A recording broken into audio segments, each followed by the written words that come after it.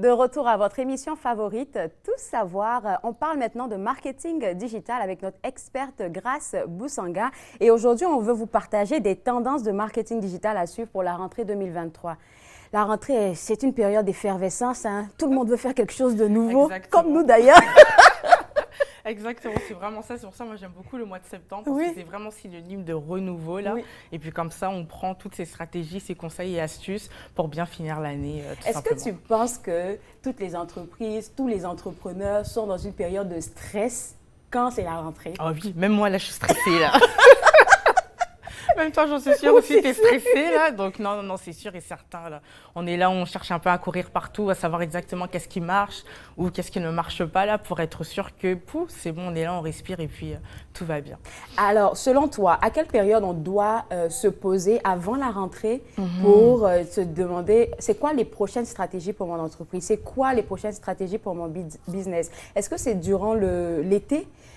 Est-ce que c'est à la rentrée même? Parce que tu sais, avec le marketing digital, tu es experte là, tout change comme Exactement. ça à chaque minute.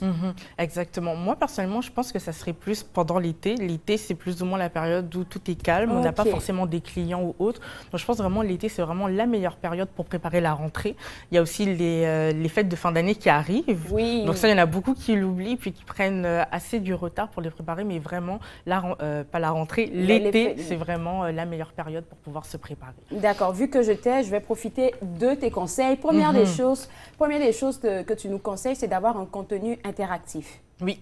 Donc, quand on parle ici de contenu interactif, c'est justement en fait un contenu qui va venir tout simplement en fait susciter l'engagement de la part de votre communauté sur les médias sociaux. Donc, vous allez voir que, et c'est ça que j'ai remarqué justement pendant l'été, il y a pas mal de personnes en fait qui créent du contenu, c'est-à-dire des quiz ou encore des vidéos qui demandent en fait justement l'avis de leur communauté en question. Donc, c'est-à-dire que par exemple, vous allez avoir, ben voilà, qu'est-ce que vous en pensez en fait de ma tenue du jour, par exemple, partagez votre tenue. Et puis, ce qui est bien, c'est que les personnes qui répondent en fait en commentaire ont la possibilité soit de taguer justement en fait les entreprises avec lesquelles elles se sont habillées ou tout simplement aussi de répondre en vidéo pour qu'on ait justement un meilleur visuel de savoir comment en fait les personnes se sont habillées ici. Je trouve que c'est un très bon conseil que tu partages là parce que ça permet aussi de créer un lien avec sa communauté, un lien, je vais dire humain, parce qu'il y en a juste qui sont juste c'est moi ma page, c'est moi qui décide. Non, ça crée pas de lien. Oui, définitivement, c'est pour ça aussi qu'on part on veut un contenu qui est aussi personnalisé. Donc la plupart du temps, qu'est-ce qui va se passer, c'est que je sais pas si tu as remarqué, mais des fois, en fait, quand on se promène sur les médias sociaux, on voit toujours, en fait, on interpelle toujours notre communauté en disant « vous ». C'est-à-dire, vous, allez-y, etc.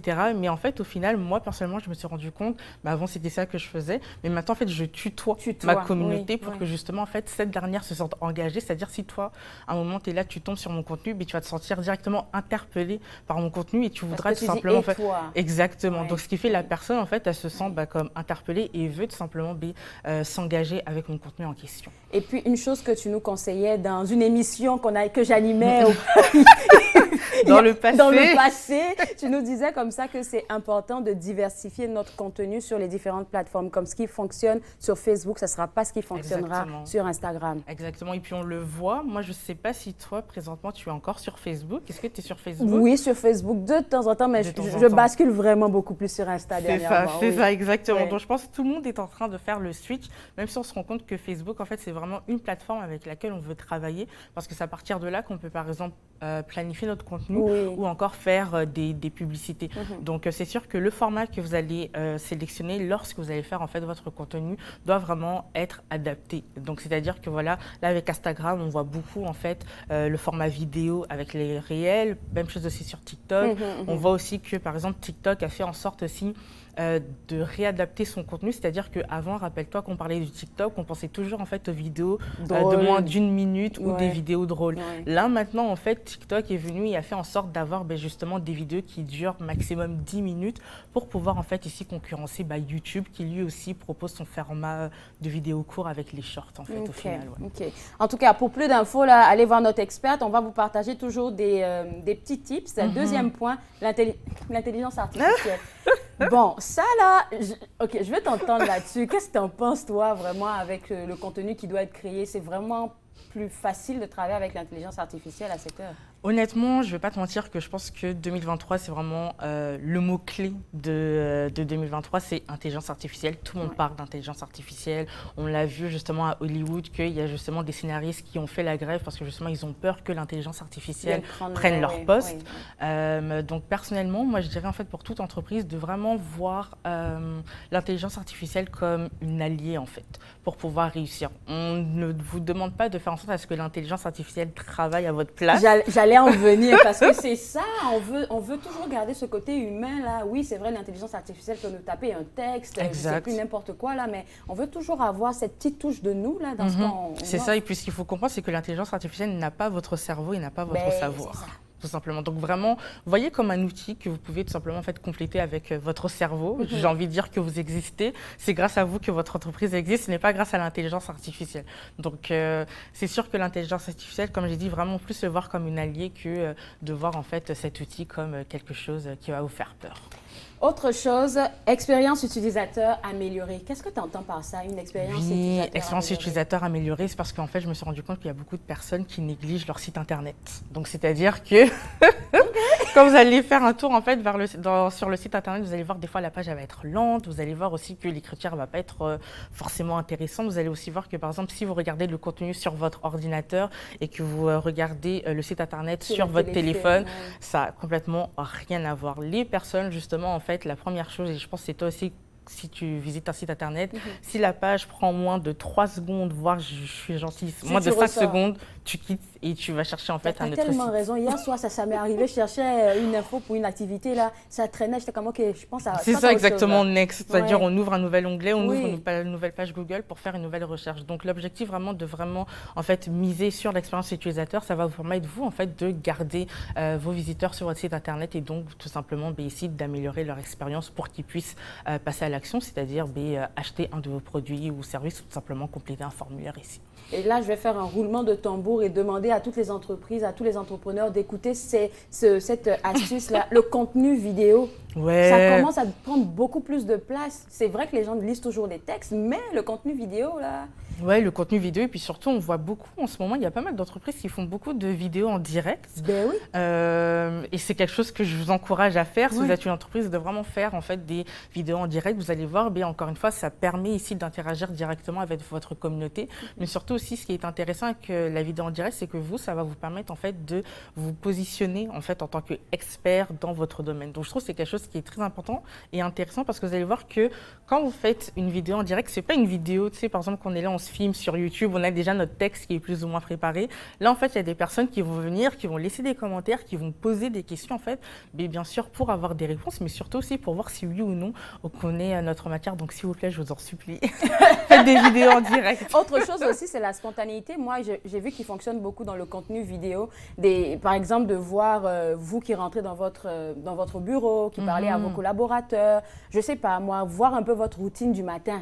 Ouais, ça c'est bien. Et puis surtout sur TikTok, c'est ça que ma sœur, voilà, j'ai une grande famille qui sont là, qui cherchent un peu à jouer sur les médias sociaux. Et puis moi, j'ai ma sœur qui est justement fan de tout ce qui est maquillage, etc. Et je m'en souviens, c'est qu'elle s'est lancée sur TikTok, je pense, il y a une semaine.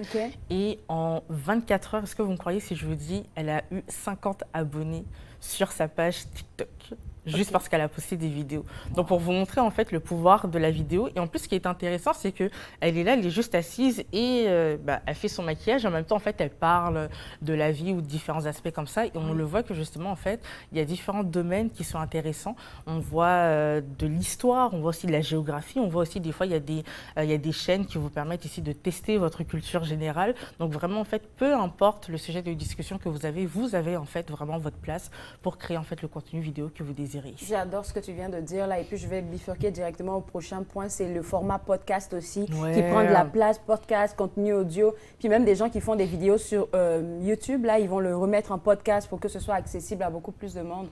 Et ce qui est intéressant, j'aime bien que tu ramènes ce point-là parce que hier, j'ai vu que, je ne sais pas si tu connais la marque Louis Vuitton, donc grande maison de luxe, Louis Vuitton a lancé son premier podcast justement ce week-end. Donc quand j'ai vu ça, j'ai dit ok, Louis Vuitton lance son podcast, podcast, c'est-à-dire que nous aussi, oui. on doit justement en fait se mettre là-dedans. Et puis on l'a vu que justement en fait le contenu audio ou encore le podcast a pris énormément de place pendant la pandémie. Donc tout le monde est là, écoute des podcasts, mais on se rend compte que encore aujourd'hui, il y a de l'investissement en fait qui se fait sur ce type de contenu-là. Et puis encore une fois, vous n'êtes pas obligé, comment je peux dire, d'avoir un domaine spécifique. On parle souvent de finance, informatique, marketing. Trouve ta niche avant de te lancer dans un podcast. Trouvez votre niche. Est-ce que vous me croyez si je vous dis, il y a même des boulangers qui ont aussi des podcasts, il y a des mécaniciens aussi qui ont des podcasts. Donc vraiment, en fait, t'es sérieuse là? Je te jure. Donc vraiment, vous avez la possibilité de créer votre propre podcast tant que vous réussissez en fait à trouver votre niche. Vous allez voir, il y a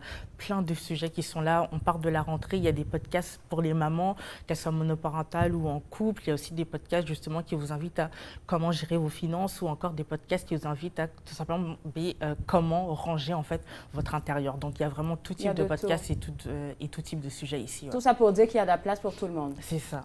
OK, bon là, il va nous rester quoi? 1 minute là. J'aimerais que tu nous dises c'est quoi les services que tu offres parce que tu as une très belle entreprise qui accompagne des entrepreneurs de la région. On a fêté tes 5 ans il n'y a pas longtemps. Félicitations. Merci. Alors juste rappeler, c'est quoi que tu offres comme service et puis où est-ce qu'on pourrait te rejoindre? OK, donc vous pouvez tout simplement visiter mon site internet avecgrâce.com. Je suis disponible en fait sur tous les médias sociaux. Vous avez juste à taper avecgrâce.com tout simplement et vous allez me trouver là. Donc j'offre des services de consultation en marketing stratégique et marketing digital, donc tout ce qui est médias sociaux, plan marketing, plan de communication, site web, formation et coaching. Et pendant les coachings, elle donne des idées que vous n'avez jamais eues auparavant, je le dis. Merci beaucoup, Grâce. Merci à toi, Claude. Et puis, pour les gens à la maison, on vous a partagé gratuitement des astuces. Si vous voulez en savoir plus ou bien même avoir accès aux informations, même pas aux informations, mais aux services que Grâce offre, www.avecgrâce.com. Je pense que le site web est apparu tout à l'heure. Donc, www.avecgrâce.com, c'est le site web à visiter. On va prendre une pause, on va prendre une bonne respiration parce qu'après la pause, on va parler avec la coach de vie, Sylvie Lapointe. Et c'est exprès que je laisse sur le plateau de cette première émission-là parce qu'avec elle, on veut parler de nouveaux départs et de changements. Vous regardez Tout savoir exclusivement sur TV Rogers.